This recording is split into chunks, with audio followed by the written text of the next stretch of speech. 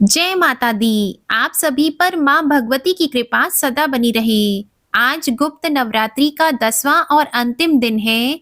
10 महाविद्याओं में 10वीं महाविद्या के रूप में महाविद्या कमला देवी की पूजा की जाती है। शास्त्रों में माँ कमला को भाग्य, सम्मान, पवित्रता और परोपकार की देवी माना गया है। महाविद्या कमला सभी दिव्य गतिविधियों में ऊर्जा के रूप में मौजूद रहती है। माँ कमला भगवान विष्णु की दिव्य शक्ति है। इनकी पूजा करने से माँ लक्ष्मी जी की पूजा करने के समान पुण्य की प्राप्ति होती है। माँ कमला अपने भक्तों को धन और ऐश्वर्य का वरदान देती हैं। खासकर गर्भवती महिलाओं के लिए महाविद्या कमला की पूजा बहुत ही महत्वपूर्ण होती है, क्योंकि माँ कमला गर्भवती स्त्री के गर्भ की रक्षा करती है, उनका पोषण करती है। महाविद्या कमला का रूप देवी लक्ष्मी के समान मन को शांति प्रदान करने वाला होता है। महाविद्या कमला प्रसिद्धि, भाग्य और धन की देवी है। अगर कोई गुप्त नवरात्रि में सच्चे मन से महाविद्या कमला की पूजा करता है तो उसे धन और समृद्धि की प्राप्ति होती है। इसके अलावा गर्भ धारण और बच्चों के अच्छे विकास के लिए भी इनकी पूजा की जाती है। महाविद्या कमला को सम्मान, भाग्य, पवित्रता और परोपकार की देवी माना जाता है। महाविद्या कमला की पूजा करने के बाद गुप्त रूप से कन्याओं को दान देना चाहिए या गुप्त रूप से कन्या भोज कराना चाहिए। कन्याओं की उम्र 9 से कम वर्ष की होनी चाहिए। महाविद्या कमला की पूजा करने के लिए सुबह स्नान आदि से निवृत्त होने के बाद एक लकड़ी की चौकी के ऊपर लाल वस्त्र बिछाकर उसके ऊपर तांबे की प्लेट में एक कमल का या गुलाब का पुष्प रखें। अब पुष्प के बीच में सिद्ध प्राण प्रतिष्ठा युक्त कमला यंत्र की स्थापना करें। कमला यंत्र के दाईं ओर भगवान शिव और अपने गुरुजी की तस्वीर को स्थापित करें।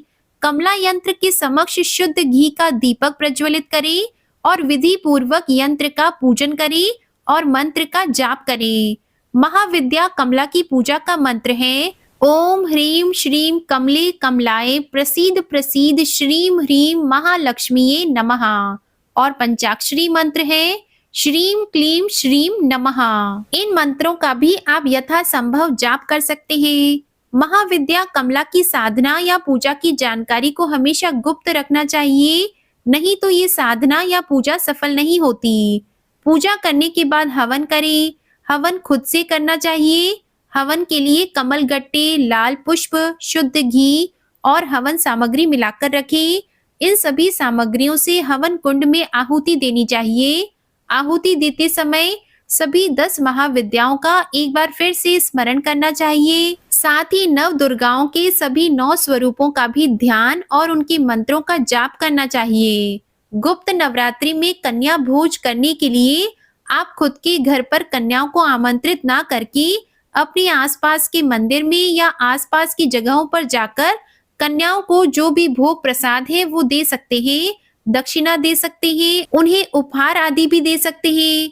यदि घर में कोई छोटी कन्या हो तो आप उनकी पूजा अपने घर पर कर सकते हैं। ध्यान रखें कि कन्या पूजन भी गुप्त रूप से ही करना चाहिए। यदि आपके व्रत या कन्या पूजन की जानकारी उजागर हो जाती है तो उससे भी गुप्त नवरात्रि के व्रतों का या पूजा का फल प्राप्त नहीं होता। इसके बाद व्रत का पारना, जो भी भोग प्रसाद, हलवा, पूरी, खीर के रूप में आपने महाविद्याओं को अर्पित किया है, उसी को प्रसाद रूप में ग्रहण करना चाहिए। कलश विसर्जन या जो भी पूजन सामग्री का विसर्जन है वो आपको अगले दिन सुबह सुबह सूर्योदय के बाद कर लेना चाहिए। जिन लोगों के यहाँ ऐसा करने की परंपरा नहीं है वो दशमी तिथि को यानी 10 महाविद्याओं का पूजन करने के बाद भी शाम को सूर्यास्त से पहले पहले विसर्जन कर सकते हैं। हालांकि 10 महाविद्याओं की पूजा सुबह और शाम को करने के बाद ही विसर्जन करना शुभ माना जाता है और पूजा सामग्री का या कलश का विसर्जन बिल्कुल उसी तरह से किया जाता है जिस प्रकार से आप प्रकट नवरात्रि में करते हैं, यानी कि जो भी पुष्प आदि है, अक्षत है, उनका विसर्जन आप बहते जल में कर सकते हैं।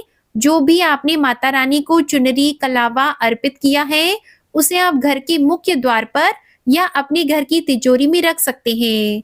कलावे को आप अपने हाथ में या परिवार के सदस्यों के हाथ में बांध सकते हैं। कलश का जल आप किसी पौधे में विसर्जित कर सकते हैं। उससे पहले उस जल का छिड़काव घर में, घर के मुख्य द्वार पर हर कोने में छिड़काव करना चाहिए और उस जल को अपनी आंखों पर, अपने माथे पर भी स्पर्श करना चाहिए। कलश के अंदर जो भी एक का सिक्का आपने डाला है, उसे आप अपने घर की तिजोरी में रखें। मंदिर में भी आप रख सकते हैं और बाकी सभी सामग्रियों का विसर्जन आपको बहते जल में कर देना चाहिए। अगर बहते जल की व्यवस्था ना हो, तो आप पीपल के पेड़ के नीचे गड्ढा खोदकर भी उस सामग्री को दबा सकते हैं। माता की चौकी हटाने से पहले या विसर्जन करने से पहले आप महाविद्या को या माँ भगवती को श्रृंगार करें। जो सुहागिन महिलाएं हैं, उन्हें पूरा श्रृंगार करना चाहिए। देवी को कुमकुम, हल्दी, अक्षत, सिंदूर आदि अर्पित करें और माँ की पूजा में दान का अधिक महत्व होता है। इस दिन भक्त अपनी क्षमता के अनुसार दान करते हैं। तो दान आप अन्न, धन, वस्त्रों का कर सकते हैं। और जो सुहागिन महिलाएं होती हैं, उन्हें इस दिन सुहाग की सामग्री का भी दान करना चाहिए। इस दिन माता पार्वती की भी विशेष पूजा आपको करनी चाहिए। यदि आपने मिट्टी से प्रतिमा बनाई हुई है, तो उसका विसर्जन कर दिया जाता है। और अगर धातु की कोई प्रतिमा या पहले से आपने मंदिर में रखी हुई प्रतिमा का आपने स्थापना 10 दिन तक की हुई थी, तो आप उन्हें वापस से मंदिर में रखकर फिर से हर दिन नियमित रूप से पूजा कर सकते हैं। अगर 10वें दिन पीरियड्स के कारण आप विसर्जन या कन्या पूजन नहीं कर पाते, तो जो आने वाली पूर्णिमा है, उस दिन भी आप गुप्त रूप से कन्याओं को दान या कन्या भोज करा सकते हैं।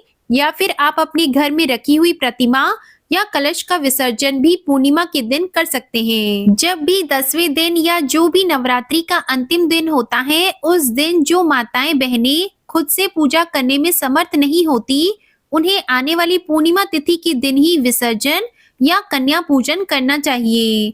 सबसे अंतिम दिन सच्चे मन से हाथ जोड़कर माँ भगवती के सभी 9 स्वरूपों और 10 महाविद्याओं को प्रणाम करके सच्चे मन से अपने द्वारा रखे गए व्रतों में हुई गलती के लिए, पूजा पाठ में हुई गलती के लिए क्षमा याचना जरूर करें। जो भी भूल चूक आपसे हो गई हो, उसके लिए यदि सच्चे मन से प्रार्थना की जाती है, तो उस गलती का कोई दोष नहीं लगता। इसके अलावा यदि इन 10 दिनों में आप कोई विशेष पूजा करना भूल गए हो, कोई विशेष भोग माँ को अर्पित करना भूल गए हो, तो 10वें दिन भी आप विसर्जन करने से पहले उस भोग को माता रानी को अर्पित कर सकते हैं।